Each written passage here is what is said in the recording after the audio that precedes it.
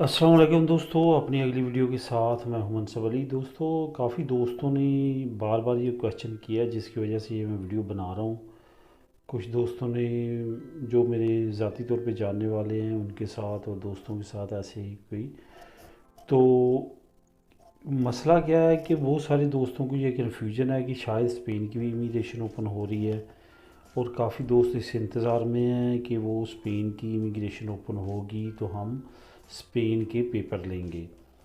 तो मैं उनसे ये वीडियो बनाने का मकसद यही है, काफ़ी रिसर्च करने के बाद काफ़ी उस पे डिटेल पे जो वज़रा हैं स्पेन गवर्नमेंट के उनके बयानात को सुनने के बाद और सारा पिछले एक्सपीरियंस के मुताबिक सारी चीज़ों को मद्देनज़र रखते हुए यही जो है वो सामने आ रही है बात कि इमिग्रेशन स्पेन की फ़िलहाल ओपन होने की कोई चांस नहीं है। आपने यूट्यूब पे देखा होगा कि बहुत ज़्यादा वीडियोस ऐसी हैं जहाँ पे पता नहीं उन लोगों का क्या मकसद है, मुझे उनकी उसकी समझ नहीं आती। वो सब्ज़ बाग दिखाते हैं कि स्पेन की इमिग्रेशन ओपन हो जाएगी, ऐसा हो जाएगा वैसा हो जाएगा, फ़लाँ वज़ीर ने ये बयान दिया, फ़लाँ वज़ीर ने ये बयान दिया है। ऐसा दोस्तों कोई चक्कर नहीं है। इस उम्मीद पे आपने स्पेन में नहीं बैठे रहना कि स्पेन की इमिग्रेशन ओपन होगी तो फिर हम स्पेन की इमिग्रेशन लेंगे। ऐसा ना हो कि इटली की इमिग्रेशन भी उस वक्त तक बंद हो जाए। एक तो ये बात मैंने बतानी थी।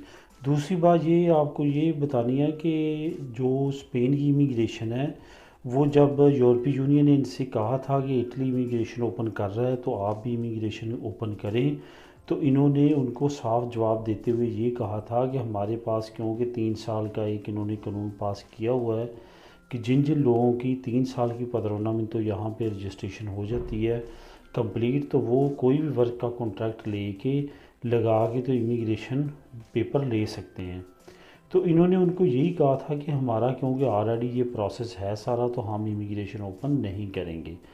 अगर इसके बाद भी काफ़ी लोग इस कन्फ्यूजन में बैठे रहें कि इमिग्रेशन ओपन होगी तो हम स्पेन की इमिग्रेशन लेंगे, चलें वो बात ठीक है कि वो यहीं पे रहते हुए उनको काफ़ी अर्सा गुजर गया और यहाँ की लेना चाहते हैं, तो अगर वो यहाँ की लेना चाहते हैं तो वो 3 साल की बेस पे अप्लाई कर सकते हैं। लेकिन ऐसे दोस्त जो नए नए आए हैं जिनकी 6 महीने साल अभी यहाँ पे हुआ है लेकिन उनके प्रूफ वहाँ पे भी थे। अब जैसे एक बंदा मेरे जानने वाला है जिसका वहाँ पे कज़न था, उसने आते वहाँ पे उसके फिंगर वगैरह किसी जगह पे दिलवाए और फिर उसको स्पेन भेजा। अब उसको क्या फ़ायदा होगा कि 10 महीने पहले ये सारा प्रोसेस हुआ था, तो अब क्या फ़ायदा हुआ कि उसके पास बड़े ज़बरदस्त किस्म के प्रूफ हैं, किसी कैंप में या ऐसी जगह पे उसने फिंगर दिए हुए थे, तो वो उसके पास प्रूफ हैं कि उसकी वो जाके इटली की इमिग्रेशन अप्लाई कर सकता है। अगर तो किसी दोस्त के पास ऐसे प्रूफ हैं तो उसको टाइम ज़ाया नहीं करना चाहिए, उसको वर्क परमिट वहाँ पे तलाश करके इटली के पेपर लेने चाहिए।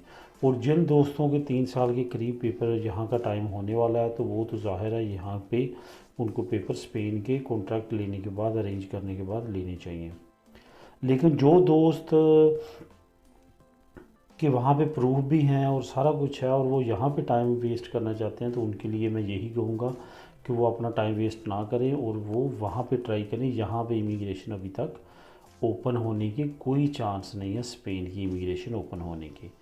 बाज़ औक़ात आज से एक हफ़्ता पहले मुझे भी लगा था कोई एक दो बयान ऐसे आए थे गवर्नमेंट की तरफ से, लेकिन वो उन्होंने उस वक्त की सिचुएशन के मुताबिक, क्योंकि इन्होंने सेंटर वगैरह बंद करने थे इमिग्रेशन वो कोरोना की वजह से, इस वजह से उस वक्त कुछ वज़रा के ऐसे बयान आए थे, लेकिन इमिग्रेशन ओपन होने के स्पेन के कोई चांस नहीं है। तो दोस्तों ये था मकसद मेरा ये वीडियो बनाने का।